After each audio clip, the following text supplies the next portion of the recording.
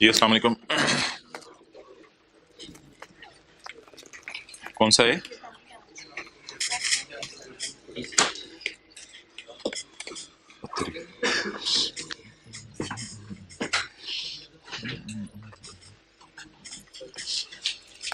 क्या पसंद करेंगे, चैप्टर 22 23? 22 ठीक है, आ जाए फिर 22 में आ जाए, जैसे आपकी चॉइस में। मैं तो अपना सोच के आया था। Page number 443। अच्छा जी, ये जो 46 की पहली दो लाइनें हैं इसको पढ़ लेते हैं। ये पहली दो लाइनें वही हैं जो आपने आइसक्रीम के लिए लिखी थी। इसको यहां से उठा लेते हैं।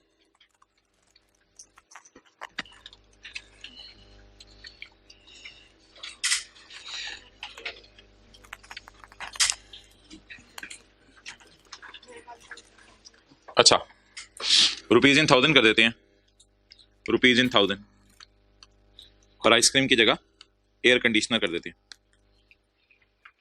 तो मैंने आपको कहा था कि जो थर्ड शेड्यूल वाली चीजें हैं उनके लिए हमने एक लफ्ज यूज किया था रिटेल प्राइस का। थर्ड शेड्यूल वाली चीजों के लिए लफ्ज यूज किया था रिटेल प्राइस का। और थर्ड शेड्यूल वाली चीजों की खासियत हमने ये डिस्कस की थी, जैसे टिश्यू पेपर का डब्बा पड़ा हुआ था कि इसके डब्बे के मुंह के ऊपर रिटेल प्राइस और सेल्स टैक्स की वैल्यू अलग अलग लिखी होती है। लेकिन इसके अलावा मैंने कहा था एसी खरीद लें, गाड़ी खरीद लें, ओवन खरीद लें, हीटर खरीद लें, वॉशिंग मशीन खरीद लें, फ्रिज खरीद लें, इनके मुंह के ऊपर यानी इनके डब्बे के ऊपर सेल्स टैक्स की प्राइस नहीं लिखी होती, वो बिल पे लिख के आती है। तो फर्ज करें अगर आप एसी लेंगे तो इस तरह होगा, एसी का रॉ मटेरियल खरीदा डॉलर सालों ने 120, 1,20,000 का, 30,000 की कस्टम ड्यूटी पे की, प्रॉफिट कमाना है 50 रुपए, और इसको फिर रिटेल प्राइस नहीं कहेंगे, इसको कहेंगे वैल्यू ऑफ सप्लाई। तो वैल्यू ऑफ सप्लाई आपकी 200 बन गई, और 34 रुपए सेल्स टैक्स डाल के, या 34,000 सेल्स टैक्स डाल के 2,34,000 का एसी डॉलर सालों ने बेच दिया। तो ये है वैल्यू ऑफ सप्लाई की definition. Page number 443। Value of supply in respect of a taxable sale, the पैसे in money including all duties and taxes which the seller receive from the buyer. बोले बोले which the seller receive from the, but excluding the amount of sales tax, but excluding the amount of sales tax. वो पैसे जो seller buyer से लेता है उसे कहते हैं value of supply, including all duties and taxes except sales tax.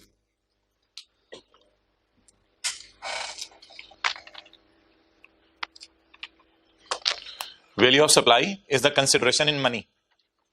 पहले बात सुनना, value of supply is the consideration in money which the seller receive from buyer including all duties and taxes but excluding sales tax.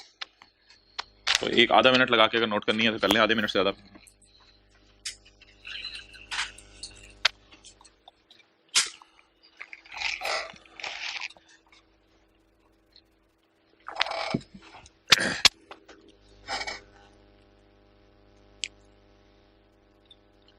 तो retail price का लफ्ज एक specific लफ्ज था जो किसके लिए खास था, थर्ड शेड्यूल वाली 20 चीजों के लिए, जिसमें टिश्यू पेपर और इस किस्म की चीजें आ गई।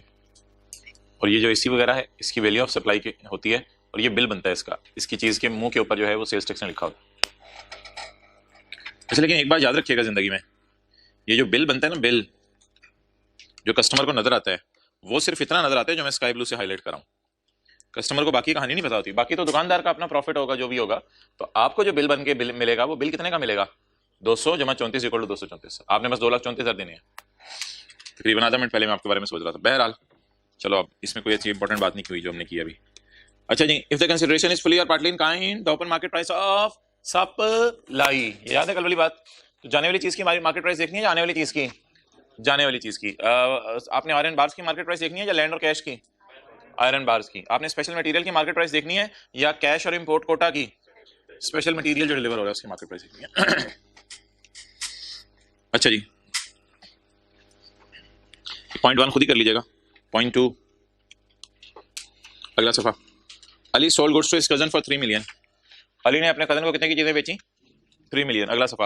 However the fair market value is 4 million. बताइए जी क्या होगी value of supply? 3 million, 4 million, 4 million value of supply. तो जानने वालों के दरमियान अगर सेल हो तो फिर वैल्यू ऑफ सप्लाई तो है, वो कैसे निकलेगी जरा देखिएगा। इफ द सप्लायर, सप्लायर कौन होता है? Seller. If the seller and buyer are जानने वाले, एसोसिएट हमने पढ़ा था ना, एसोसिएट डेफिनेशन पढ़ी थी। आर जानने वाले and sale is made at no consideration or at a consideration lower than, sales is made at no consideration, मुफ्त में बेच दी, या फिर low than market price. Market price कितनी थी? 4, बेची कितने की? 3। तो फिर VOS में क्या डालेंगे? Open market price, sorry open market price. तो excluding the amount of tax से मतलब होता है, बार बार यार कहते हैं मैं इस 200 की बात कर रहा हूँ, फिलहाल 34 की बात नहीं करा। 200 पे तो आपने रेट लगाना होता है ना। अच्छा देखें, कुछ चीजें होती हैं जो कि तजर्बे से समझ आती हैं, अंग्रेजी पढ़ के समझ नहीं आती। लेकिन न्यूमेरिकल के लिए ना मैं आपको एक बात बता दूं, ये अंग्रेजी पढ़ के मैं भी आपको साबित नहीं करूंगा इस बात को, कि अंग्रेजी पढ़ के इस बात को मैं आपको साबित करूं। अगर कभी जानने वाले को आपने 4 मिलियन वाली चीज 5 मिलियन की बेच दी ना, तो फिर हायर वाली प्राइस ली, हमेशा ही हायर वाली प्राइस ली जाएगी। बल्कि आप इस तरह लिख लें, थ्योरी के लिए वो बात याद कर ले, थ्योरी से भी मैं साबित करा सकता हूं, लेकिन ऐसे टाइम जाया होगा। लेकिन न्यूमेरिकल की हद तक एक बात याद रख लें, जानने वाले को 3 वाली चीज 4 की बेची तो VOS क्या होगी? 4, यानी 17% किस पे लाएंगे? 4 पे। और अगर जानने वाले को आपने 4 वाली चीज 5 की महंगी करके बेच दी, जानने वाले की जान ले ली, तो फिर ऐसी सूरत के अंदर VOS क्या होगी? 5। तो बस ये लिख लें। ऐसे यहां पे जाके छोटा सा दोनों में से हायर फिगर लिया करेंगे, लेकिन थ्योरी की हद तक जो आपने याद किया वो काफी है।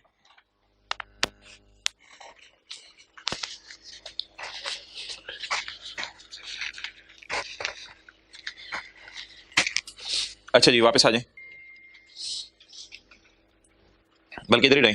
Point 3, Farid motor sold bike to one of its customer for 1,10,000। Farid motor ने अपने कस्टमर को बाइक बेची 1,10,000 की, किस्तों पे, ऑन इंस्टॉलमेंट।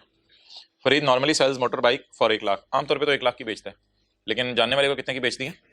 1,10,000 की। सॉरी माजरत, जानने वाले को नहीं, किस्तों पे। आमतौर पे कितने की बेचता है? 1,00,000 की। 1,00,000 की। Farid motor normally sales bike for 1,00,000। दोबारा मेरा फिक्र सुने, नॉर्मली कितने की बेचता है? 1,00,000 की, लेकिन किस्तों की वजह से कितने की बेचती है? इसमें 10 है सरचार्ज या मार्कअप या इंटरेस्ट, तो ये जो 10,000 है ना, इस पे सेल्स टैक्स नहीं लगेगा, क्योंकि ये लेट पेमेंट की वजह से आप उससे पैसे मांग रहे हैं, इस पे इंटरेस्ट नहीं लगेगा। इंटरेस्ट सिर्फ लगेगा, वो सॉरी क्या कहते हैं, इस इंटरेस्ट के ऊपर 17% नहीं लगेगा। 17% सिर्फ किस पे लगेगा? 1,00,000 पे। तो व्हाट इज VOS? 1,00,000। पढ़े, if a taxable supply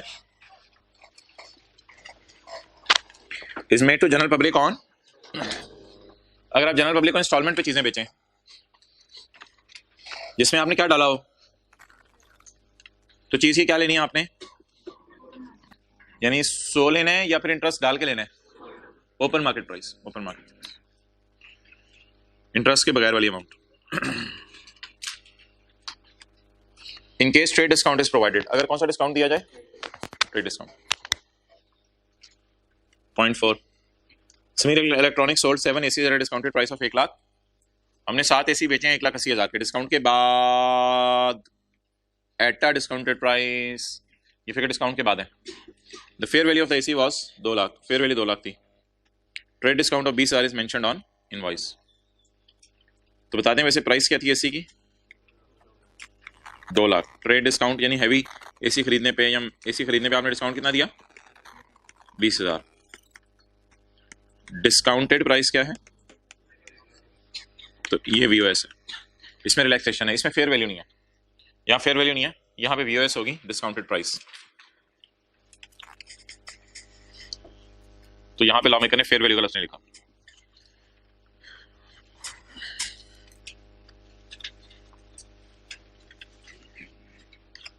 in case trade discount is provided, the discounted price, इसको तो ब्रैकेट में ले लेना, ये बार बार कहता है excluding the amount of tax.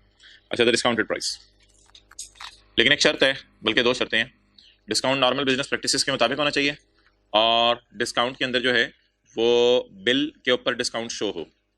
Provided eight bill, tax invoice होता है bill, provided bill shows the discounted price and the related tax, उस पर डिस्काउंटेड प्राइस भी लिखी हो और टैक्स भी लिखा हो, and discount allowed in conformity with the normal business practice.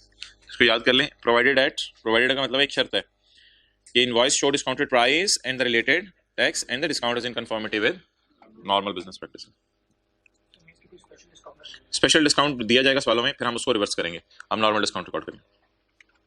In case of special nature, आज थोड़े टाइम पे आ गए हो आप, थोड़े टाइम पे। In case of special nature of transaction, अगर कोई स्पेशल नेचर ऑफ ट्रांजैक्शन हो, where it is difficult to determine value of supply, जहां VOS निकालना बड़ा मुश्किल हो रहा हो, तो क्या करें? ओपन मार्केट प्राइस, यहाँ भी उसे लिखना चाहिए था एक्सक्लूडिंग अमाउंट ऑफ टैक्स, पता नहीं लिखने में क्यों कंजूसी कर गया। बहरहाल ये कहाँ पेपर में आपको आने है, अगर आ भी गया तो पेपर में लिखा होगा कोई ट्रांजेक्शन है, उसकी नेचर बड़ी मुश्किल है, समझ नहीं आ रही है, तो आप क्या लेंगे उसकी, ऐसे ही टाइम जाएगी हमें। अच्छा, इन केस ऑफ इंपोर्टेड गुड्स,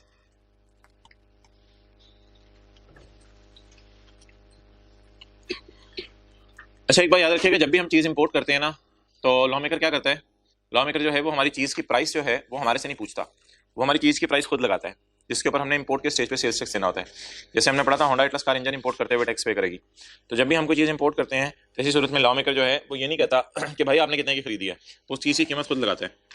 तामीर imported goods for 15 million, however custom authorities determine the value of imported goods at 18 million. तो 15 मिलियन की हमने इंपोर्ट की, इसे छोड़े पर कस्टम वालों ने इसकी कितनी कीमत लगाई, सी पोर्ट के ऊपर कस्टम वालों ने इसकी 18 मिलियन कीमत लगाई। उसने एक ड्यूटी दी जिसका नाम था कस्टम ड्यूटी 9 मिलियन, ओह बड़ी हैवी है, और उसने एक ड्यूटी एक और दी जिसका नाम था फेडरल एक्साइज ड्यूटी। तो दो टैक्सेस इसने ऑलरेडी पे कर दिया, number 1 custom duty and number 2, अब यार लॉ मेकर बड़ा जालिम है, वो ये कहता है कि आप टैक्स लगाओगे 18 जमा 9 जमा 3 कम्स टू 30 31, 18 जमा 9 जमा 3 इट कम्स टू, इसके ऊपर आप 17% लगाओगे। बहरहाल इस पर लोग एतराज करते हैं ये तो टैक्स ऑन टैक्स है। बहरहाल लॉ मेकर कह रहे हैं कि मेरी नज़र में वीओएस होगी 18 जमा 9 जमा 2 3, 30 इज वीओएस। तो ये प्रोविजन बहुत खतरनाक किस्म की प्रोविजन है, क्योंकि यहाँ पे टैक्स ऑन टैक्स लग रहा है, यानी चाहिए था सेल्स टैक्स वाले थोड़ा हाथ होला रखते। हाथ होला रखने का मतलब पता है ना अंग्रेजी में, तो हाथ होला रखते क्या मतलब अंग्रेजी में, गिव मार्जिन क्या, अच्छा चलें, तो अंग्रेजी में हाथ होला रखते इसके ऊपर और थोड़ा इसको सुकून करने देते और 17% लगाते 18 पे ही। लेकिन यहाँ 17% किस पे लगेगा, इसमें से फेडरल एक्साइज डलेगी, कस्टम ड्यूटी डलेगी, डल डल के 30 पे पहुंचेगा, जब आसमानों पे पहुंचेगा तो हम 17% लगा देंगे। इन केस ऑफ इंपोर्टेड गुड्स, जो थर्ड शेड्यूल में ना उनके रूल कुछ लगे इसलिए उसको छोड़ें अभी। इन case of imported goods the value determined under custom act, वो कितनी थी 18, इंक्लूडिंग कस्टम ड्यूटी वो कितनी थी 9, एंड एक्साइज ड्यूटी वो कितनी थी 3।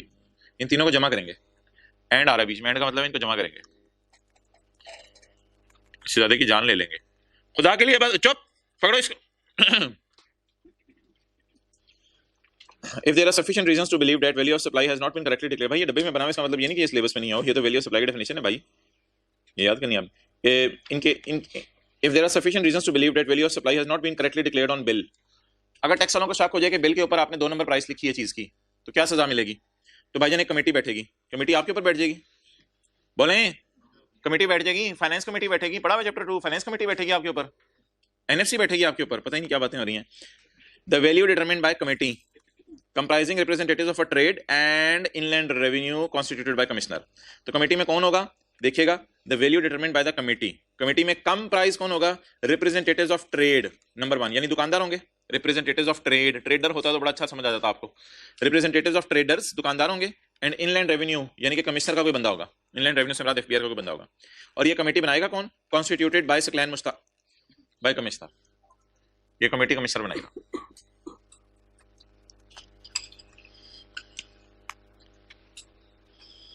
अच्छा 8 को जरा कहें ठहरो ठहरो, अभी हम आता 9 पे आ जाए, 9 तो कल पढ़ा था, किधर है इमरान भाई, इमरान इमरान,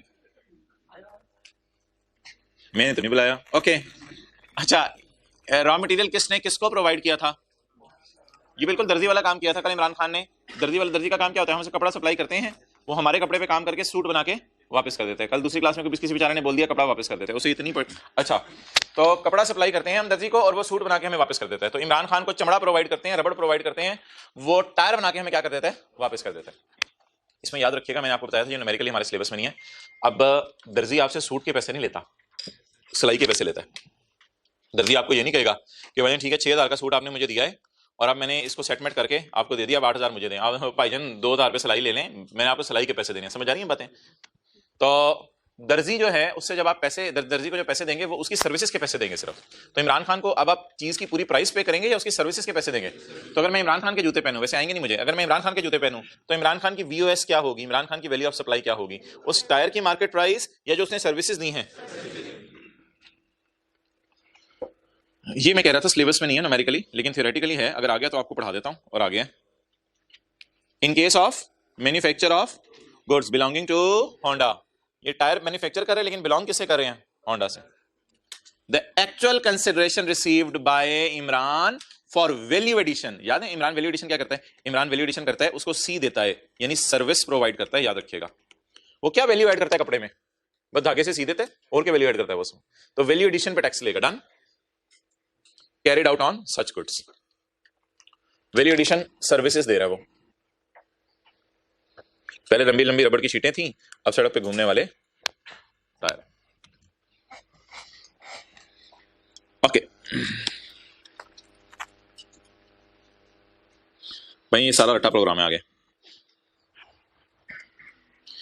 मैं कोशिश करता हूँ इसको 3-4 मिनट में फारिग कर दूं, समझने की ये चीज़ें जरूरत नहीं है, क्योंकि इनके न्यूमेरिकल वैसे नहीं हमारे सिलेबस में, वापडा के सुई गैस के न्यूमेरिकल। ये आई के आपको एक दफ़ा कहा भी है, प्लीज़ खुदा के लिए इसको सिलेबस से निकाल दो, बट अगर 1-2 नंबर का थ्योरी का सवाल आ गया तो करना पड़ेगा। In case of sale of बिजली by an independent power producer or वापडा, आजकल वापडा भी बिजली सप्लाई करता है, और कुछ और लोग भी हैं IPPs जो आपने नाम सुना होगा, वो लोग भी कुछ इलाकों में बिजली सप्लाई करते हैं, और बल्कि कुछ तो सोसाइटीज़ में आपने सुना होगा कि वापडा की वो बिजली लेते ही नहीं, अपनी प्लांट लगाए हैं और बिजली सप्लाई कर रहे हैं। तो बिजली सप्लाई करने पर भी कहते हैं 17% टैक्स है। The amount received for energy purchase price, यानी वो हमें एनर्जी प्रोवाइड कर रहे हैं और हम उनसे एनर्जी परचेज कर रहे हैं। वापडा वाले हमें एनर्जी प्रोवाइड कर रहे हैं, हम उनसे एनर्जी परचेज कर रहे हैं। अब इसमें आगे इसने कहा है कि कुछ चीज़ें शामिल नहीं है। अब ये यार वापडा के एम्प्लॉइज़ को भी पता होंगी ये क्या चीज़ें हैं। कहते हैं कुछ चीज़ें वापडा के बिल में डाल के आपको ऐसी आ सकती हैं जिन पे आपने 17% नहीं लगाना। बस एक्सक्लूजन्स के लिए याद कर लें। कैपेसिटी परचेज प्राइस पता नहीं क्या चीज़ है, एनर्जी परचेज प्राइस प्रीमियम पता नहीं क्या चीज़ है, एक्सेस बोनस पता नहीं क्या चीज़ है। तो ये 3 लफ्ज़ जरा याद करें बस बैठ के, बोलें। Capacity purchase price, energy purchase price premium, excess bonus. कोई वापडा में नौकरी करता होगा उसको ये चीज़ें पता हो, हम चीज़ों की तफसील में नहीं जा रहे। तो जो मेन बात है पहले वो याद रख करें, the amount received for energy purchase price, energy purchase price. Capacity purchase price नहीं डालनी, एनर्जी परचेज प्राइस प्रीमियम नहीं डालना, एक्सेस बोनस नहीं डालना। Done. Do not ask me the reasons of these things कि ये क्या चीज़ें, ऐसी टाइम जाए होगा। न्यूमेरिकल्स पे हम टाइम लगाते हैं, आज अलग अलग टाइम मिल जाए न्यूमेरिकल शुरू करते हैं। In case of a sale of electric power and gas by distribution company, electric power तो वही वापडा वाली बात ही ऑलमोस्ट होगी। बहरहाल gas, the total amount billed, जितना हमारे घर बिल आया। अच्छा, इसमें 2 बातें यार, इसमें कुछ इंक्लूजन्स हैं, यानी कुछ चीज़ों पे 17% लगना है और कुछ चीज़ों पे 17% नहीं लगना। तो इसमें 2 अलग अलग लिस्टें हैं, ये अब अलग अलग आपको याद करनी पड़ेंगी। इसमें इंक्लूजन्स बताएं, रटाई मारनी पड़ेंगी और कुछ नहीं हल होगा। Price of electricity and natural gas, the total amount billed including price of electricity and natural gas. ये तो नॉर्मल चीज़ है ना, ये तो नॉर्मल चीज़ है जो बिल आ रहा है हमारे घर। कई दफ़ा वो कोई लाइनें कुछ इलाके वालों से रेंट भी ले लेते हैं, कई दफ़ा जल्दी काम करने का कमीशन भी ले लेते हैं। All duties and taxes local, provincial and federal, ये डालने वाली चीज़ें हैं, यानी ये चीज़ें डाल के सेल्स टैक्स की वैल्यू निकलेगी। और एक चीज़ निकाल के निकलेगी, लेट पेमेंट अगर सरचार्ज। कई दफ़ा आपको पता है हम लेट पेमेंट करते हैं। सेल्स टैक्स तो बार बार आ रहा है ना, एक्सक्लूडिंग सेल्स टैक्स, ये तो लॉस बार बार आ रहा है ना, excluding sales tax, excluding sales tax, excluding sales tax. इसका मतलब होता है आपने 17% किस पे लगाना है, 234 पे लगाना है या 200 पे लगाना है। तो ये तो बार बार लॉस आ रहा है एक्सक्लूडिंग टैक्स। तो इधर जरा याद करें रट्टा प्रोग्राम, किन चीज़ों को डालना है, किन को नहीं डालना। रेंट को डालना है, रेंट पे, यानी कि अगर पेपर में खुदा ना खास हो ऐसा सवाल आ गया ऐसे ही 1-2 नंबर का कि जी हमने आपको प्राइस दी है बिजली की, हमने रेंट दिया हुआ है पेपर में, कमीशन दिया हुआ है, ड्यूटीज एंड टैक्सेस दी हुई है कोई फेडरल प्रोविंशियल, इसके बाद हमने आपको लेट पेमेंट सरचार्ज दिया हुआ है। आप बता दें ये 2 रुपये है, ये 1 रुपये है, ये ₹5 रुपये, ₹5 रुपये, ₹5 तो आपने लेट पेमेंट सरचार्ज को एक्सक्लूड कर देना है, बाकी को जमा करके जो जवाब आएगा उस पर 17 रुपये। मेरा नहीं ख्याल से न्यूमेरिकल भी आएगा, आया तो इस तरह कर लीजिएगा। तो बताएं जरा जल्दी से याद करें, इंक्लूजन वाली चीज़ें इधर ही याद करके जाएं। पहले पिछली वाली याद करवाएं, इंक्लूड क्या करना है, एनर्जी परचेज, और बाहर क्या निकालना है, capacity purchase price, energy purchase price premium, excess bonus. इधर इंक्लूड क्या करना है, amount billed including price of electricity and rent, commission, all duties and taxes provincial and federal but excluding late payment surcharge and sales tax. Okay,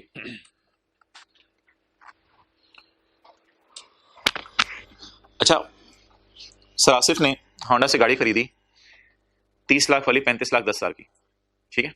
अब sir Asif कल को आपको पता है बाजार में कभी 2-3 साल बाद गाड़ी बेच सकते हैं, फिर दोबारा सेल्स टैक्स लगाया जाएगा गाड़ी पे। जरा सोचें इस बात को, यानी कि अब गाड़ी की वैल्यू 20 लाख रह गई है, सर आसिफ ने सही मंड के चलाई जबरदस्त किस्म की, गाड़ी की वैल्यू 20 लाख रह गई है। अब वो 20 लाख वाली गाड़ी या 10 लाख वाली गाड़ी फर्ज करें, जब आप खरीदने आएंगे सर आसिफ से, तो अब 11,70,000 पे करेंगे क्योंकि ये दोबारा सेल हो रही है। तो नहीं मोहतरम, मार्केट में शायद आप लोगों को अंदाजा हो, गाड़ी वगैरह आपने कभी खरीदने की ट्रांजैक्शन में साथ बैठे हो, तो आम लोग एक दूसरे को सेल्स टैक्स नहीं लगाते। The reason is sir Asif is not manufacturer, not retailer, not wholesaler, not dealer, not distributor. तो ये तो जनरल पब्लिक है, जनरल पब्लिक आगे गाड़ी बेच रही है, तो मोहतरम इस पे सेल्स टैक्स बोले नहीं लगता। ये कोई बात की सेंस समझ आई आपको। तो sir Asif is not liable to be registered, if is not liable to be registered, he is not liable to charge sales tax. That's why जो पाकिस्तान में आपको नजर आती है ना गाड़ियां लोगों के दरमियान बिक रही होती हैं उनमें, लेकिन जब आप मैन्युफैक्चरर से खरीदते हैं गाड़ी तो फिर आपको 30 लाख वाली गाड़ी कितने की मिलती है? 35 लाख 10 हज़ार की। समझ आ गई ये बात? पहली बात होगी मेरी। दूसरी बात, कुछ लोगों ने काम शुरू किया हुआ था मार्केट में कि मार्केट से गाड़ियां पकड़ते थे या इंपोर्ट करते थे और इंपोर्ट करके गाड़ियों की ओवरऑल कंडीशन सेटमेंट करके ना जबरदस्त ये वो और उसको फिर बेचते थे। तो भाई इन लोगों को हुकूमत ने पकड़ा और इनको कहा ये सरासी वाली कैटेगरी में नहीं आएंगे, इनका तो कारोबार है, इनको पकड़ो और इन्हें भी कहो कि आप सेल्स टैक्स लगाएं गाड़ी बेचते हुए। क्लियर? नहीं वो नहीं। If a person purchase used vehicle, purchase use vehicle, आपने कौन सी गाड़ी खरीदी?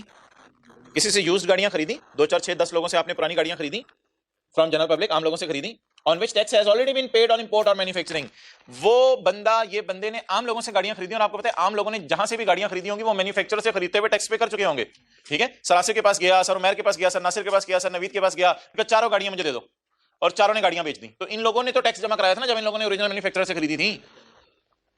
And sell it to the open market after making. इसने 4 5 6 10 15 20 गाड़ियां खरीद ली, मैकेनिक की दुकान पे गया, मैकेनिक मिसाल के तौर पे इंजमामुल हक समझ लें, इंजमामुल हक ने आके हर कॉलेज के हर टीचर से गाड़ियां खरीद ली। तो सारे कॉलेजेस के सारे टीचर्स मोटरसाइकिल पे आ रहे हैं सीए वाले, अब सबसे गाड़ियां खरीद ली और सबसे गाड़ियां खरीद के 40 50 गाड़ियां जो है वो ले गया किसी अच्छे से मैकेनिक के पास और उसको कहा इनको ओवरऑल कर दो, गाड़ियों को सेटमेंट कर दो और फिर मैंने इनको बेचना है। अब जब ये बेचेगा तब ये सेल्स टैक्स चार्ज करेगा क्योंकि इसका कारोबार बन गया ना अब ये।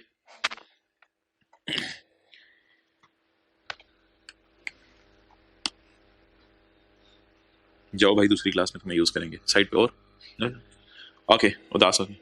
अच्छा अच्छा इसमें ना यार थोड़ा सेल्स टैक्स ना डिफरेंट तरीके से चार्ज होगा।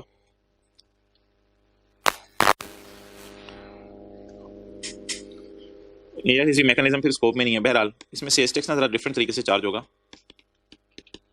इसकी ना परचेज होती नहीं है, इसकी परचेज होती नहीं है बिकॉज जब सर आसिफ से सर उमैर से गाड़ी खरीदते हैं ना तो फिर ये 10 लाख वाली गाड़ी 11 लाख 70 में नहीं खरीदता, क्योंकि मैंने आपको बताया था सर आसिफ और सर उमैर इसको नहीं बेच सकते गाड़ी सेल्स टैक्स लगा के। समझ आ रही है बात? तो इसका इनपुट होता ही नहीं। राइट टू अंडरस्टैंड यार, इसका अपना इनपुट कोई नहीं होता। ये जब सर आसिफ से गाड़ी खरीद के जाएगा तो सर आसिफ इसको सेल्स टैक्स वाला बिल बना के देंगे। सोच के बता रहे ऐसे नहीं होंगी मारनी। सर आसिफ सेल्स टैक्स का बिल बना के इसको दे सकते हैं। तो सर आसिफ क्या कहेंगे यार जितने की गाड़ी लगाता है लगा बच्ची का ले जा। तो ये इसका इनपुट कोई नहीं होता। तो इसलिए हुकूमत ने इसको रिलैक्स किया। तो हुकूमत ने कहा तेरा आउटपुट ही ऐसे निकाल लेते हैं, sale minus purchase into 17%। Try to understand आम लोगों का न्यूमेरिकल कैसे सॉल्व होता है। सेल इनटू 17% को आउटपुट कहते हैं, परचेज इनटू 17% को इनपुट कहते हैं। लेकिन इस बंदे को हमने कैसे रिलैक्स किया, इसी के sale minus purchase gross profit आया, ग्रॉस प्रॉफिट पे ये 17% लगा रहा है। ठीक है, तो असल में ना ये वैल्यू एडिशन पे लगा रहा है। परचेज करके इसने गाड़ी सेट कराई है, ये तकरीबन वही वाला इमरान खान वाला काम कर रहा है। परचेज करके इसने गाड़ी सेट की है और सेट करके इसने महंगी करके सेल कर दिया, तो वैल्यू एडिशन तो वही हुई ना इसकी। तो इस वजह से कुछ लॉ मेकर है ना इसका मैकेनिज्म इस तरह रखा हुआ है। जरा पढ़ें, इंग्लिश समझ आ रही है? Difference between sale and purchase price of vehicle on the basis of prescribed valuation method. Valuation method को एफबीआर ने बनाया होगा कि इससे ज्यादा वैल्यू में आप बेच नहीं सकते, वो छोड़ें। प्रेस्क्राइब्ड जब भी आ जाए ना, प्रेस्क्राइब का मतलब है लॉ मेकर ने को प्रेस्क्राइब किया होगा तरीका। अगर वो हमारे सिलेबस में तो आईकैप यहां पे डाल भी देता वो तरीका, तो इसको नोट कर लें आप। तो फर्ज करें जी इसने 10 लाख की गाड़ी खरीदी सर आसिफ से और आगे बेच दी 12 लाख की, तो 12 माइनस 10 2 इंटू 17% 3.34। इसका इनपुट क्यों जीरो होगा? क्योंकि जब सर आसिफ से गाड़ी खरीदेगा तो सर आसिफ तो नहीं सेल्स टैक्स का बिल इसको बना के देंगे। समझ आ रही है ये बात? क्यों नहीं समझ आ रही? खरीदी इसने किससे गाड़ी? जनरल पब्लिक से, और बेची भी आगे जनरल पब्लिक को है, लेकिन खरीदते हुए परचेज पे 17 नहीं पे किया होगा इसने। तो इसलिए, और वैसे भी जरा लॉजिक सोचे ना, ये भी दर्जी वाला काम ही कर रहा है ऑलमोस्ट। क्या किसी से गाड़ी खरीद रहा है, उसको सेटलमेंट करा के किसी और को गाड़ी बेच रहा है। तो इसलिए इस पूरी गाड़ी पे टैक्स लगाने की हुकूमत को जरूरत नहीं है, सिर्फ किस पे टैक्स लगाने की जरूरत है? 10 वाली गाड़ी सेटलमेंट करके 12 की बेच दी, तो कितनी वैल्यू एडिशन हुई गाड़ी में? 2 पे बस हुकूमत को टैक्स देने।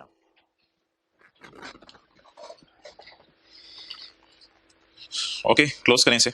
If a person purchases used vehicle from sir Asif, if Saqlain Mushtaq Inzamam, if Inzamam purchase used vehicle from sir Asif and sell it in open market after making settlement, तो difference between the sale and purchase price. हालांकि लोगों की VOS cell होती है, इसकी VOS cell नहीं है, इसकी वीओएस सेल माइनस परचेज है। अजीब सी वीओएस है इसकी। अच्छा यार, ये इसकी डेफिनेशन ना रिटेल की दोबारा देने की जरूरत नहीं थी, थर्ड शेड्यूल वाली चीजों की ये दोबारा देने की जरूरत नहीं थी, लेकिन वीओएस ना एक ब्रॉड डेफिनेशन है, एक ब्रॉड डेफिनेशन है। इसलिए इस ब्रॉड डेफिनेशन में उसने वो थर्ड शेड्यूल वाली चीजें भी एक दफा जरा रिमाइंडर के तौर पे डाल दी, हालांकि जरूरत नहीं थी, उनकी बात ऊपर हो चुकी भी है। तो वो जो आइसक्रीम वाली मिसाल की थी हमने, in case of a taxable sale of third schedule, लिख लें of third schedule with retail tax. Third schedule वाली चीजों पे ये जो टैक्स लिखा होता है, रिटेल प्राइस लिखी होती है, कभी आपने रस पढ़ा किसी डब्बे पे लिखा हुआ रिटेल प्राइस, कभी जिंदगी में रस पढ़ा रिटेल प्राइस?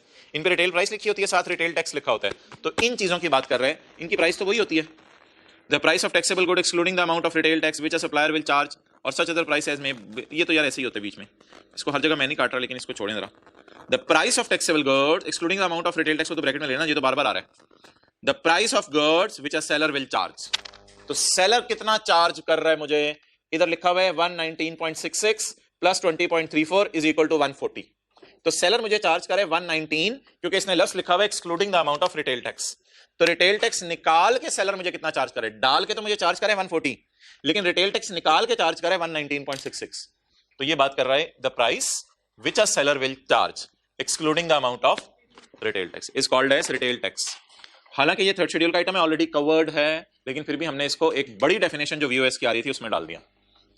अब आपसे अगर कोई सड़क पे जाते जाते पूछे, रशीद मुझे ये बता कि अगर तू चीजें बेचता है और मिसाल के तौर पे चीजें बेचता है जानने वाले को, तो किस प्राइस पे आएंगी, समझ आ जाएगी आपको? तो चीजें डिस्काउंट करके बेचता है, किस प्राइस पे आएंगी? तो चीजों में इंस्टॉलमेंट की वजह से इंटरेस्ट डाल के बेचते हैं, वीओएस किस प्राइस पे आएगी? तो चीजें इंपोर्ट करे, वीओएस किस प्राइस पे आएगी? अच्छा जी, the board may fix the VOS value of import or value of taxable sale and may fix different values for different classes of same types of goods. वो जो मैंने आपसे ऊपर बात की थी इंपोर्टेड गुड्स में कई दफा बोर्ड प्राइस बताता है, और कई दफा बोर्ड गुस्से में आ जाए तो टैक्सेबल सेल में भी प्राइस बता देता है कि सरासिफ को गाड़ी 30 लाख की नहीं 32 लाख की बेचो। तो टैक्सेबल सेल में कई दफा बोर्ड चाहे तो अपनी मर्जी चला सकता है। अच्छा, अब ये जरा बात दोबारा देखिएगा, the board may fix the value of taxable sale. Board ने होंडा को कहा होंडा तू गाड़ी बेच 32 लाख की, होंडा ने कहा भाईजान नहीं बिकेगी, मैंने 30 लाख की बेचनी है। तो बोर्ड ने कहा वो तेरी मर्जी है, तूने 30 लाख की बेचनी है बेच, मुझे टैक्स किस पे दें? इस कॉन्सेप्ट का क्या नाम रखा है येलो में मैंने, the board may fix the value of. यहां तक समझ आ गई?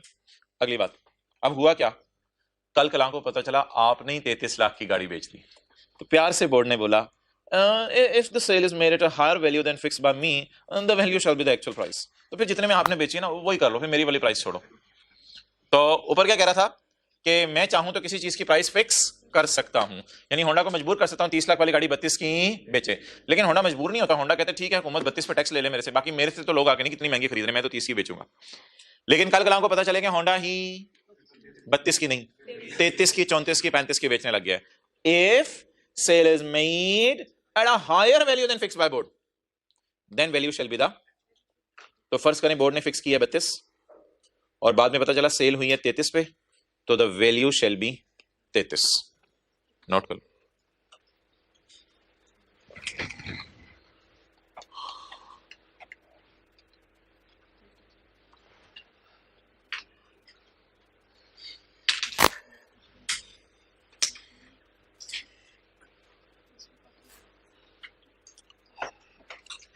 ओके, अगले पेज में आए, scope of sales tax. Normal rate of sales tax कितना है जी? Sales tax will charge the rate of 17% of value of taxable sale. अच्छा, ये जो सेल्स टैक्स है ना, हुकूमत के खजाने में आपको सिर्फ 2 दफा जमा कराना पड़ता है, याद रखिएगा। हुकूमत के खजाने में आपको 2 दफा जमा कराना पड़ता है बस, एक इंपोर्ट की स्टेज पे, एक सेल की स्टेज पे। परचेज की स्टेज पे आपको हुकूमत को सेल्स टैक्स जमा नहीं कराना पड़ता, सिर्फ इंपोर्ट और सेल की स्टेज पे जमा करवाना पड़ता है। ये जरा गौर से सुनना है आपने। होंडा कार्स इंपोर्ट भी करती है, परचेज भी करती है, सेल भी करती है। 3 काम करती है। इंपोर्ट क्या करती है? इंजन। परचेज क्या करती है? पाकिस्तान से टायर। और सेल क्या करती है? गाड़ियां। होंडा ने हुकूमत के पास 2 दफा जाना है। Try to understand. इंपोर्ट करेगी टायर, सॉरी इंपोर्ट करेगी इंजन, परचेज करेगी टायर, बनाएगी गाड़ी, सेल करेगी गाड़ी। कितने इवेंट हुए? 3 में से होंडा ने सिर्फ 2 मौके पे हुकूमत के पास जाना है बस, जब इंपोर्ट करेगी इंजन और जब सेल करेगी गाड़ी। लॉजिक सुने क्यों, शायद आपको याद आ जाए। इंपोर्ट जब करते हैं ना, तो इंपोर्ट करके सेल्स टैक्स तो हमने ही डायरेक्ट हुकूमत के खजाने में जमा कराना है। इंपोर्ट करते हुए बाहर के मुल्क वालों को हम सेल्स टैक्स नहीं देते, अगर वो हो भी तो वो अलग डिस्कशन है, वो कम से कम हमारे सिलेबस की नहीं है। जब हम इंपोर्ट करेंगे चीजें, तो इंपोर्ट करते ही क्या वो चीजें पाकिस्तान में आ गई, तो अभी मैंने पढ़ा था उसमें कस्टम ड्यूटी फेडरल एक्साइज डाली जाएगी और साथ सेल्स टैक्स डाल के आप हुकूमती खजाने में जमा करवा देंगे, क्योंकि आपने पाकिस्तान की चीजों में वैल्यू ऐड कर दिया। तो इंपोर्ट के स्टेज पे भी हम हुकूमत को टैक्स जमा करवाएंगे। फिर उसके बाद जब टायर खरीदेंगे ना, तो कम से कम होंडा कार हुकूमत के खजाने में नहीं जाएगा, क्योंकि होंडा तो जमा करवा देगा जनरल टायर को। लाख वाले टायर जनरल टायर से खरीदेगा, हाँ जनरल टायर जाता है जाए हमारी बला से, होंडा नहीं जाएगा परचेज के टाइम पे। और फिर जब सरासी को हम गाड़ी बेचेंगे 30 लाख वाली 35 लाख 10 हजार की, अब जो 5 लाख 10 हजार हमारी जेब में आ जाएगा, उसमें से ऑलरेडी को पहले पे कर दिया वो माइनस करके हुकूमत के खजाने में जाएंगे। तो 3 स्टेप्स बताएं। हम इंजन इंपोर्ट करते हैं, टायर लोकल परचेज करते हैं और गाड़ी लोकल सेल करते हैं। हुकूमत के खजाने में टैक्स जमा कराने से कब जाएं?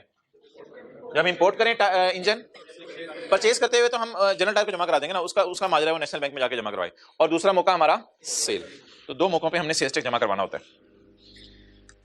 Sales tax shall be charged at the rate of 17% of value of taxable sale of car made by Honda।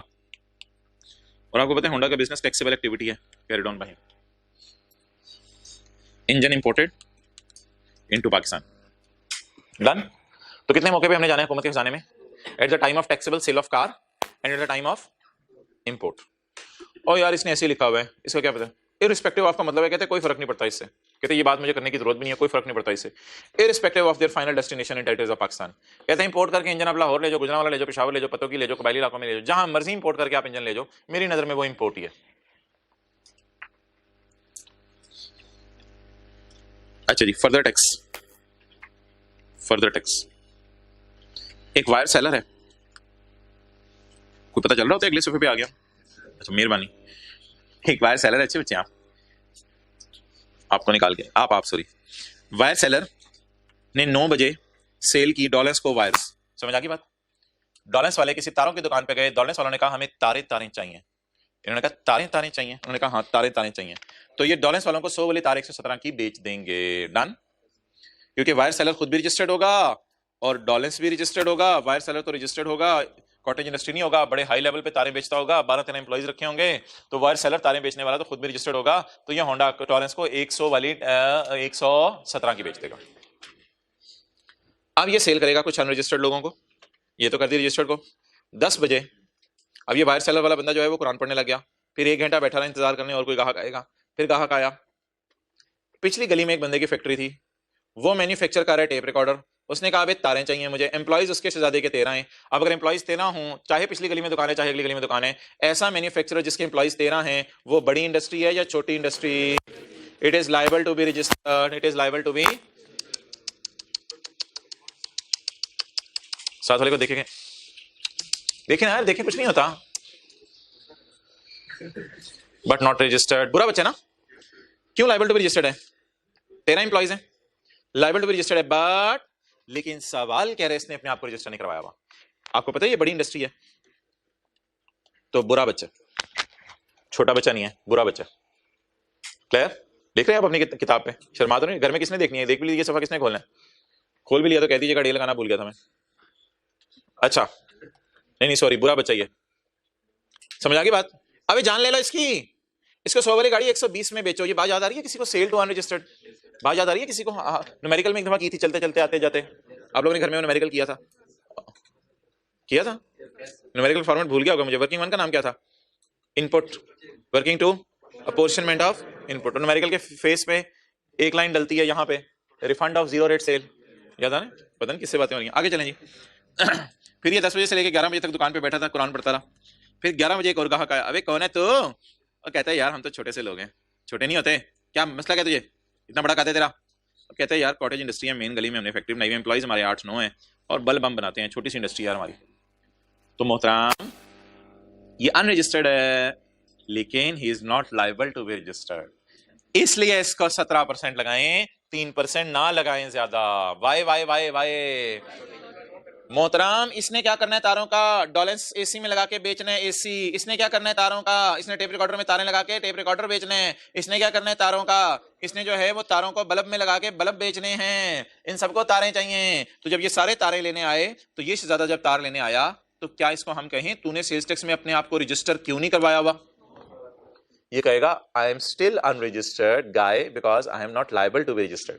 फिर आप इससे प्यार से पूछेंगे why dear, why you are not liable to be registered? कहेगा as per the definition of cottage industry my factory is in the residential area, I have the electricity connection of this type, my employees are less than 10 and my annual sale is 10 million, that's why I am not liable to be registered, I am cottage industry, so dear please sell me the तार of 100 for only 117। Done? सुन रहे थे? अच्छा लेकिन इसको तार कितने की बेची जाएगी? अबे इसकी तो जान ले लेंगे हम, 17 जमा। थोड़ी देर बाद सरासिफ आए, यार वो घर में ना एक तार खराब होगी हमारे, हमने जो है वो तार इस्तेमाल करनी है तो मुझे तार दे दो। ये थोड़ी देर बाद राइस वाले आए, भाईजान यार ये वो जरा तार दिखाना, एसी की जो है पीछे ये डक्टिंग हुई, वैसे तो नजर आ रही है, हाँ नजर आ रही है तार ऊपर वीडियो में। तो ये राइस वाले आए, इन्होंने आके कहा यार ये तार हमारी खराब हो गई है, बच्चा पंगे ले रहा था तो ये तार हमारी खराब हो गई है, झूले ले रहा था बच्चा इससे, पहली रो वाला हंस रहा है बंदा, दिल चाह रहे हैं, तो झूले ले रहा था तो इस वजह से हमारी तार जो है वो खराब हो गई है, तो हमें तार दे दें। इस तरह के अस्पताल वाले आए, उन्होंने कहा कि जैसे ही मरीज जो है वो एक्सरे मशीन पे बैठा तो तार की आवाज आई, ची, तार खराब हो गई, वो तार हमें दे दो। अब सर आसिफ भी अनरजिस्टर्ड है, सेल्स टैक्स रजिस्ट्रेशन नंबर इनके पास, राइस भी अनरजिस्टर्ड है, सेल्स टैक्स रजिस्ट्रेशन इसके पास, इसी तरह हॉस्पिटल वाले भी, डॉक्टर्स हॉस्पिटल वाले भी अनरजिस्टर्ड हैं, इन्होंने अपने आप को सेल्स टैक्स रजिस्ट्रेशन नंबर जमा नहीं करवाया हुआ, सेल्स टैक्स में रजिस्टर नहीं है, तो इनको क्यों नहीं 17.3% की बेची जा रही तार? सर आसिफ क्यों नहीं liable to be registered? Because he is not manufacturer, he is not wholesaler, he is not dealer, he is not retailer, तो घर में तार इस्तेमाल करनी है। Why rice is not liable to be registered? Not wholesaler, not dealer, not retailer, not liable to be registered. Why hospital is not? यार इन सबको ना एंड कंज्यूमर कहते हैं, एक बार याद रखिएगा यार, ये एंड कंज्यूमर वाला फर्क समझ लें, ये तीनों एंड कंज्यूमर नहीं है और ये एंड कंज्यूमर है। बताएं क्यों? इसने ना एसी में लगा के एसी बेचना है, तार एसी में लगा के, इसने तार को टेप रिकॉर्डर में डाल के टेप रिकॉर्डर बेचना है, इसने तार को बल्ब में डाल के बल्ब बेचना है, इन्होंने नहीं, इसने नहीं, इन्होंने तार को इस्तेमाल करके फिर एंड पे फेंक देना है। एजुकेशन इंस्टीट्यूट ने तार को इस्तेमाल करना है, फिर खराब होने पे फेंक देना है, बेचनी नहीं आगे। इन्होंने हॉस्पिटल वालों ने भी एक्सरे मशीन में तार डालनी है, डाल के आगे फेंक देनी है, डाल के आगे तार फेंक देनी है इस्तेमाल करके। इनको कहते हैं एंड कंज्यूमर, इन्होंने कंज्यूम करके फेंक देनी है, इसलिए इनका नाम बोलें। अब बता दें यार, न्यूमेरिकल्स में तो आया करेंगी चीजें, अब आपको पता होना चाहिए कहां पे 17% लगाने, कहां पे 17.3 लगाने, कहां पे 17 लगाने और कहां पे 17 लगाने। सिर्फ एक जगह पे 17.3 लगाने जब आप सेल किसको करें? बुरे बच्चे को। यार ये क्यों नहीं इसने रजिस्टर, देखिए ना तीनों अनरजिस्टर्ड है यार, इन्होंने क्यों नहीं अपने आप को रजिस्टर कराया हुआ? नहीं रजिस्टर कराया तो खैर है यार, ये बंदा क्या खैर, मैं नहीं रजिस्टर, तुम्हें क्या मसला, तुम्हें क्या मसला, तुम्हें एम्प्लॉइज मेरे नहीं ना, अच्छा अच्छा। अब सरासी से रजिस्ट्रेशन नंबर पूछे, सर मैं टीचर, तुम्हें क्या मसला, तुम्हें क्या, मैं टीचर, तुम्हें क्या मसला, तो मैं तो नहीं मैन्युफैक्चरर, मैंने तो एंड कंज्यूम करना है इसको, यानी कंज्यूम करके फेंक देना चीज को। तो समझा की बात की? अब ये ना सवाल पूछेगा दुकानदार इतनी छानबीन कैसे किया करेंगे और क्या होगा, वो बात छोड़ें अब आप इसको। तो बहरहाल दुकानदार छानबीन करता है और छानबीन करके जो है वो फिर डिसाइड करता है कि मैंने 100 वाली तार 117 की बेचनी है या 100 वाली तार 120 की बेचनी है। Conclusion, conclusion where seller will only charge further tax in second scenario above. Done? Further tax where taxable sale are made to a person who has not obtained the a further tax shall be charged at the rate of 3%. लेकिन who has not obtained registration तो बड़ा confusing सा लफ्ज़ था, उसको मैंने आपको logically आगे समझा दिया। वैसे लॉ में इतनी तफसील नहीं है, लॉ में इतनी तफसील नहीं है, तो लॉ में तफसील ना ढूंढने की कोशिश कीजिएगा। तो बता दें किसने रजिस्ट्रेशन ऑब्टेन नहीं की हुई, असल में इस बंदे ने रजिस्ट्रेशन ऑब्टेन नहीं की हुई, इन्होंने तो रजिस्ट्रेशन ऑब्टेन करनी नहीं थी, इन्होंने तो रजिस्ट्रेशन ऑब्टेन करनी नहीं थी, तो किसे कहा जाएगा ऑब्टेन नहीं की हुई रजिस्ट्रेशन? अनरजिस्टर्ड बंदा जो है।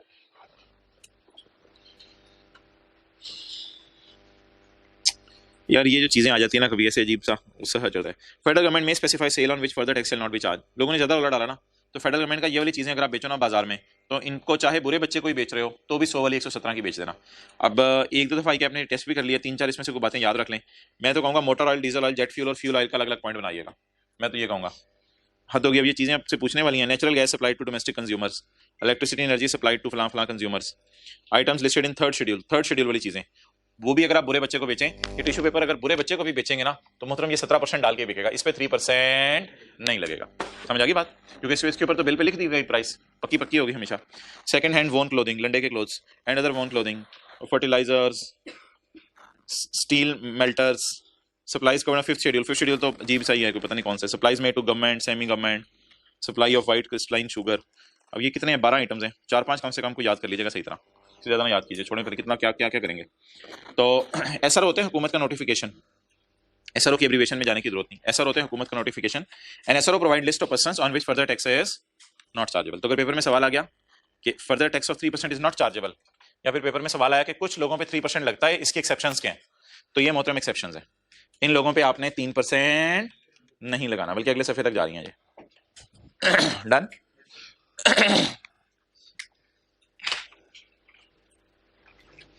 बस ये 1BO2 पढ़ के मैं खत्म कर रहा हूं। 1BO2 कैपेसिटी टैक्स, ये भी जुल्म है। कैपेसिटी टैक्स, कैपेसिटी टैक्स क्या है, आपके प्लांट से बन सकते हैं 50 यूनिट, आपने बनाए 40, तो हुकूमत के टैक्स दो 50 पे। आप कहीं क्यों, हुकूमत के आपने सुस्ती की है, तो ये जुल्म है capacity tax. For goods specified in 10th schedule, 10th schedule हमारे सिलेबस में ही नहीं, for goods specified in 10th schedule, अब ये 2 नंबर का आया हुआ था, पता नहीं पिछले टर्म में या उससे पिछले टर्म में। कैपेसिटी टैक्स क्या होता है, तो goods specified in 10th schedule shall be लगा on the production capacity of plant. जुल्म हो गया, आपने बनाए 50 यूनिट्स और प्लांट कितने यूनिट बना सकते हैं, 70 मिसाल के तौर पे, अब आपको टैक्स कितने पे देना पड़ेगा, 70 पे, ऑन फिक्स्ड बेसिस। कई दफा ऐसा होता है कि ये लोग बड़ा रोते हैं कि हुकूमत हम नहीं बना सकते 70 यूनिट्स, तो हुकूमत कहती है चलो 50-55 पे मुकमुका कर लो, फिक्स्ड बेसिस कर लो, मुकमुका कर लो, बस हमें इतने यूनिट्स पे टैक्स दे दिया करो। तो 2 लफ्ज़ याद करें, नंबर 1 कैपेसिटी पे दिया जाएगा, या नंबर 2 फिक्स्ड बेसिस पे दिया जाएगा, बस इतनी सी बात। और ये तो मैंने आपको पढ़ा दिया, मैं टिश्यू पेपर के डब्बे की बात हो रही है। For sales or import specified in 3rd schedule, tax पे charge at 17% of retail price. The retail price and sales tax, retail price भी लिखी हुई है इस पे 119, सेल्स टैक्स भी लिखा हुआ है 20 रुपए। The retail price and sales tax shall be legibly, हाँ पढ़ा जा रहा है, प्रोमिनेंटली, बिल्कुल प्रोमिनेंट है, नजर आ रहा है, shell be legibly, prominently and इनडेलिबली ऐसा होगा कि इसको इस तरह लगाया जाएगा कि उतारा ना जा सके। ये तो पता नहीं क्या चक्कर हुआ है वैसे, इधर तो कोई गेम हुई है, इधर तो बाद में करके उन्होंने कुछ लगाया हुआ है। अच्छा बहरहाल, तो shall be legibly, prominently and indelibly printed or embossed by the manufacturer or importer. ये मैन्युफैक्चरर ने लगाया हुआ या दुकानदार लगाता है इस पे प्राइस, मैन्युफैक्चरर लगाता है। अगर दुकानदार कोई पर्ची लगाने की भी कोशिश करे तो आप उतार के उसे कहते हैं भाईजान रोज पेटल वाला जो प्राइस रखी है मैं वही दूंगा, समझ आ गई बात की। तो shall be embossed by manufacturer on each article, each article, ये नहीं कि हर टिश्यू पेपर निकाल रहे हैं इस पे ढूंढ रहे हैं, इस पूरे डब्बे के ऊपर, हर डब्बे के ऊपर अलग अलग प्राइस लिखी होगी, on each container, each package, each cover, each label. Federal government can exclude और इंक्लूड एनीथिंग फ्रॉम, और यार शुक्र है ये लिस्ट नहीं दे दी कि फेडरल गवर्नमेंट ने कौन सी चीजें 3rd शेड्यूल से निकाली हुई है, शुक्र है ये लिस्ट नहीं दे दी। तो अब आप मुझे बता दें कि 3rd शेड्यूल वाली चीजों और बाकी चीजों में क्या फर्क है। ये डब्बा सिलेबस में नहीं है, लिखना नॉट इन सिलेबस, ये डब्बा सिलेबस में नहीं है। ये जो 3rd शेड्यूल वाली चीजें हैं, टिश्यू पेपर का डब्बा, शू क्रीम, ये अलग हो गया, गाड़ियां अलग हो गई, इन दोनों में क्या फर्क है। Items listed in 3rd schedule, tissue paper का डब्बा 20 items are listed in 3rd schedule, एक दिन पढ़े थे हमने। Charging sales tax shall be charge on retail price and sales tax shall be imposed on. यार इन पे ट्रेड डिस्काउंट नहीं मिल सकता, ये भी सुन लो, इन पे ट्रेड डिस्काउंट नहीं मिल सकता, क्यों, इस पे प्राइस, हाँ दुकानदार छोड़े पैसे वो उसकी अपनी मर्जी है, आपको छोड़े वो उसकी अपनी मर्जी है, हुकूमत को वही टैक्स जाने जो इस डब्बे पे लिखा हुआ है, हुकूमत को वही टैक्स जाना है, दुकानदार आपको छोड़ दे वो दुकानदार की अपनी मर्जी होगी। हुकूमत कहती है इस पे आप डिस्काउंट नहीं दे सकते, अगर देंगे भी तो इग्नोर, ये न्यूमेरिकल के लिए बात याद रखिएगा। इन डब्बों पे डिस्काउंट क्यों नहीं मिल सकता, इनका बिल नहीं बनता, बिल क्यों नहीं बनता, इनकी प्राइस ऊपर ही लिखी होती है, बिल में आ भी जाए इसकी प्राइस तो वही वाली प्राइस आएगी, फर्दर टैक्स इन पे नहीं चार्ज होता। अगर ये डब्बा बुरे बच्चे को बेच भी दें, सोचें अगर ये डब्बा बुरे बच्चे को बेच भी दें तो फिर आप 3% नहीं डाल सकते इस पे, क्योंकि इसकी प्राइस इसके ऊपर। तो 20 आइटम्स की खासियतें बताएं जल्दी, ये कितने आइटम्स हैं, 20, इन पे टैक्स किस पे लगेगा, रिटेल प्राइस पे। और अगली बात, इनके हर आर्टिकल पे रिटेल प्राइस वगैरह लिखी होगी। अगली बात, ट्रेड डिस्काउंट इन पे नहीं दिया जा सकता ना, क्योंकि प्राइस ही ऊपर लिख दी है, एफबीआर की वजह से रोज पेट्रोल ने प्राइस ही ऊपर लिख दी है। और अगली बात, अगर इन पे 3% कुछ डालना चाहे बॉल पॉइंट से लिख के प्लस 3% बुरे बच्चे को, तो ये भी पॉसिबिलिटी नहीं है। लेकिन आप एसी की बात करें, गाड़ी की बात करें, हीटर की बात करें, ओवन की बात करें, other taxable items, all items other than means thousands of items, AC, fridge, heater, कोई भी चीज, sales tax will be charge on VOS, price will not be embossed नहीं होगी, लिखी नहीं होगी उसके ऊपर प्राइस, गाड़ी पे प्राइस लिखी नहीं होती, गाड़ी का होता है बिल बनता है, गाड़ी के ऊपर कहीं जाके बोनट के नीचे जाके देख रहे हैं प्राइस लिखी हुई, कहीं नहीं लिखी हुई मिलेगी इस तरह, ठीक है। जिस तरह आप टिश्यू पेपर का डब्बा ऐसे करके देखा तो आप में हिम्मत आई, गाड़ी 2 बंदों ने ऐसे करके, तो ऐसे ही बस करते हैं कि कुछ नहीं मिलेगा उनको। Will be considered if conditions are, trade discount गाड़ी में तो माइनस होगा, अभी हम पढ़ के आए हैं। ट्रेड डिस्काउंट 2 कंडीशंस पढ़ी हैं, एक ये है कि बिल के ऊपर डिस्काउंटेड प्राइस आनी चाहिए, और दूसरा डिस्काउंट बिजनेस की नॉर्मल नॉर्म्स के मुताबिक हो। कोई याद आ रहा है। और फर्दर टैक्स, बुरे बच्चों को आप गाड़ी बेचे, मैंने आपको बताया था, चार्ज किया जा सकता है। तो ये किन किन आइटम में फर्क है बोलें। तो ये थोड़ी बहुत ही बातें सिर्फ न्यूमेरिकल के लिए याद रखनी है, इसको आपने पूरा रट्टा नहीं मारना। ये वैसे ही मैंने खुद अपनी तरफ से लॉ में इधर उधर से देख के इसके डिफरेंसेस देखे हुए हैं। The table given above is not to be memorised. Capacity tax ये होता है कि आपके प्लांट से 70 यूनिट बन सकते हैं, आप बना 50 रहे हैं, तो हुकूमत कहती है कि आप टैक्स 70 पे दें, हाँ चाहे 50 ही से लो। क्लियर? अच्छा हो गया, 3 बंदों ने येलो ऊपर पहना हुआ था, खड़े होके देखो जरा, मजा आ रहा था, देखो देखो खड़े हो 3 बंदों ने येलो ऊपर पहना हुआ है। ओके रंगीन सी क्लास हुई थी आज। क्या करें अब, ये पॉइंट 8 रह गया, ये कर लें या कोई न्यूमेरिकल कर लें?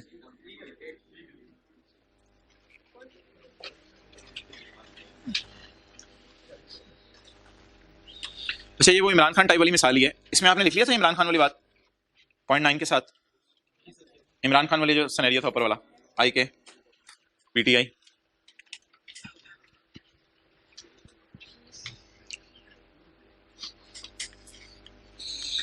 अच्छा ये ना एक चीज है, बिल्कुल इमरान खान जैसा ही सिनेरियो है।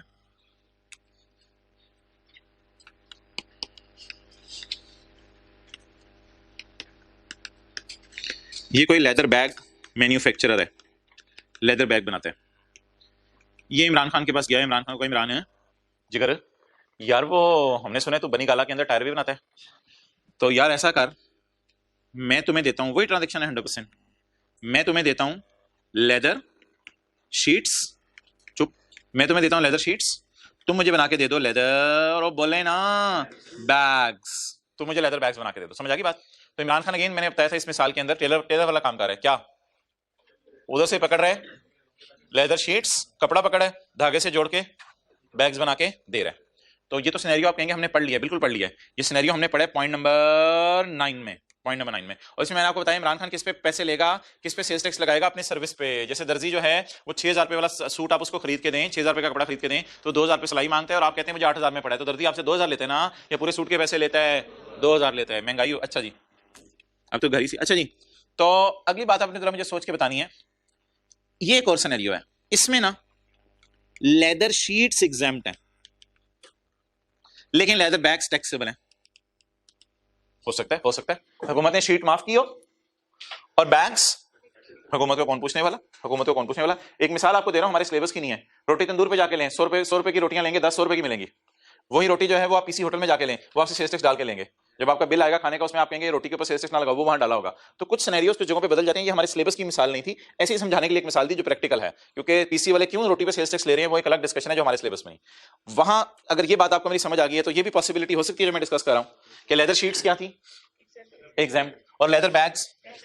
ऐसी सूरत में भी इमरान खान को चाहिए था कि अपनी सर्विस के ऊपर टैक्स मांगता, लेकिन ऐसी सूरत पे लॉ मेकर ने जुल्म किया और लॉ मेकर ने कहा कि वीओएस इमरान खान की होगी मार्केट प्राइस ऑफ बैग्स। असल में ये ना बड़े तेज लोग हैं, इस लेदर शीट्स पे भी आप टैक्स ले लिया। लेदर जब ये पूरी मार्केट प्राइस पे बैग की टैक्स लेगा तो बैग में तो उसकी सर्विस चार्जेस भी शामिल हैं। 6000 रुपए का कपड़ा आपने खरीद के दर्जी को 2000 का दिया, अब 2000 का सिलवाया तो 8000 में आपको पड़ा, तो अब ये 8000 पे टैक्स लगाएगा पूरे। तो VOS will not be his service charges, VOS will be market price of bags। तो ये थोड़ा सा जुल्म है, उस एग्जाम्पशन का कोई फायदा नहीं हुआ, फिर उस एग्जाम्पशन का कोई फायदा नहीं हुआ। लेकिन अगर आप ऐसे ही लेदर शीट खरीद के किसी को बेच देते ना और उसने कोई लेदर शीट घर में यूज करनी होती, फिर एग्जाम्प्टी रहती। तो आप बता दें कि ये एक अजीब सा मसला, ये भी न्यूमेरिकली पेपर में नहीं आएगा, ये एक अजीब सा मसला कब आ सकता है, जब रॉ मटेरियल एग्जाम्प्ट हो और finish goods, raw material finish good में वही फर्क होता है ना, आप जाके सूट देके आते हैं वो रॉ मटेरियल होता है, सॉरी कपड़ा देके आते हैं वो रॉ मटेरियल होता है, और दर्जी सूट आपको देता है वो फिनिश गुड्स होता है। तो ये मसला कब आ सकता है बोलें, जब रॉ मटेरियल और फिनिश गुड्स टैक्सेबल हो। नोट करें, कर लें। लेकिन अगर पिछला सिनेरियो होता, दोनों चीजें टैक्सेबल होती, फिर तो नहीं, फिर पता क्या होता, फिर इमरान खान की VOS होती, उसकी सर्विस चार्जेस याद आ रहे हैं, हाँ फिर वो उसके सर्विस चार्जेस होते। लेकिन अभी सर्विस चार्जेस नहीं होंगे बल्कि मार्केट प्राइस ऑफ बैग्स होगा। ये एक बारीक सा फर्क है दोनों पॉइंट्स। स्पीड अप गाय, साथ वाले को हल्की सी कोनी दिखा के, अपनी मारा ना करें, दिखा के स्पीड अप गाय।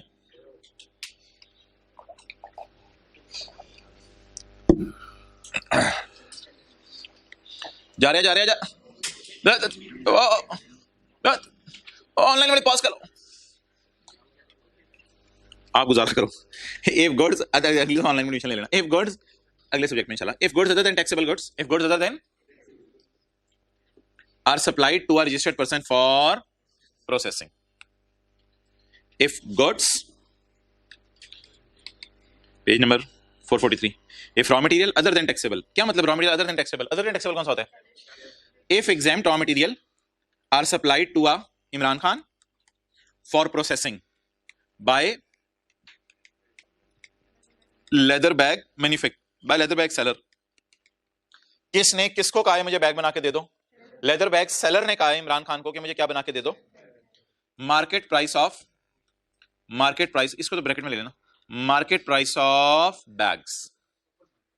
जी बिल्कुल, खुली मार्केट कर लो आप, open market price of bags boys नहीं, बैग्स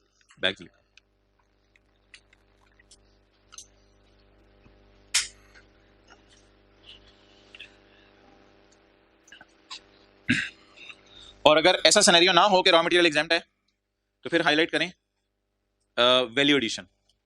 दर्जी ने वैल्यू एडिशन कितनी की थी? 6000 वाला हमारा कपड़ा 8000 वाला सूट बन गया था क्योंकि 2000 पे उसने वैल्यू एडिशन की थी उसमें। चलें जी ओवर करें इसको साथ साथ। Full year partly in kind है तो क्या करेंगे? Open market price. सेलर और बायर जो वो खड़े हो गए थे रिकॉर्डिंग ऑफ करने के लिए, सेलर और बायर एसोसिएट है तो ओपन मार्केट प्राइस। अगर इंस्टॉलमेंट बेस पे है, इसी को बड़े कहते हैं। आज आके खोती बोर्ड थले बार वही लगे हुए हो। अच्छा सॉरी, इधर थोड़ी चेंज हुई है, अब खोती is not in board. In case trade, समझ आ रही है हम क्या बात करें पंजाबी में? नहीं, इन case trade discount is provided the discounted price. अब खोती बोर्ड थले नहीं है, ओके, बोर्ड से शेल्टर होता है उसका, खोती डंकी होती है उसकी फीम। Okay, in case of special nature of transaction, आज आके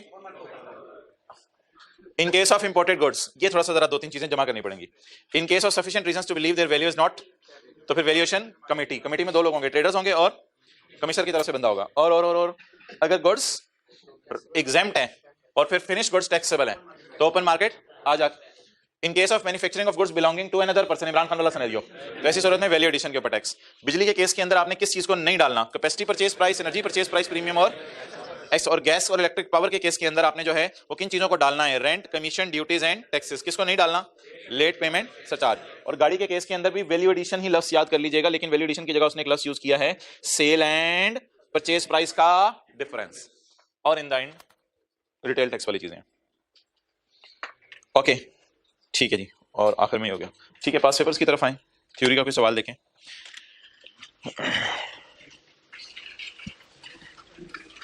क्वेश्चन 43 हमारा चल रहा है ना, समाज वाला, पॉइंट 3, पेज नंबर मेरी तरफ से आज 488। Supply of 20 ton material falling under to be at a wholesale price of 1,38,000 and retail price of 1,50,000। भाई ये होलसेल प्राइस समझ लें, डिस्काउंट पे होलसेल में कोई बंदा लेके गया होगा, उसको डिस्काउंट पे देनी चीजें। तो अगर कोई टिश्यू पेपर ये होलसेल में ले जाए तो हो सकता है हम उसे सस्ते बेचें, कि दुकानदार अपना प्रॉफिट छोड़ेगा लेकिन टैक्स हुकूमत नहीं छोड़ेगी, याद रखिएगा। तो ये जो थर्ड शेड्यूल वाली चीजें हैं, अगर आप ये किसी को होलसेल की बुनियाद पे सस्ती बेच भी दें, ये आपका अपना डिसीजन है। मैं आपको भी दिखा के आता हूं कि ये वीओएस क्यों है। वीओएस भी कह सकते हैं आप इसे, रिटेल प्राइस भी कह सकते हैं। ये वीओएस क्यों है, जरा नजर मारें। अभी थोड़ी देर पहले कॉन्सेप्ट आपको करवाया था, items listed in third schedule, बल्कि लॉ से देखें। For sales and import specified in third schedule, tax will charge at the rate of 17% of. यार इसकी रिटेल प्राइस बदल ही नहीं सकती ना, होलसेल पे बेचें, डिस्काउंट पे बेचें, बल्क क्वांटिटी बेचें, हर सूरत में हुकूमत क्या कह रही है, मुझे वही टैक्स चाहिए जो इसके डब्बे पे लिखा हुआ है। तो इधर बड़ा बड़ा करके लिखें आके पेज नंबर 445 पे, not wholesale price, not discounted price,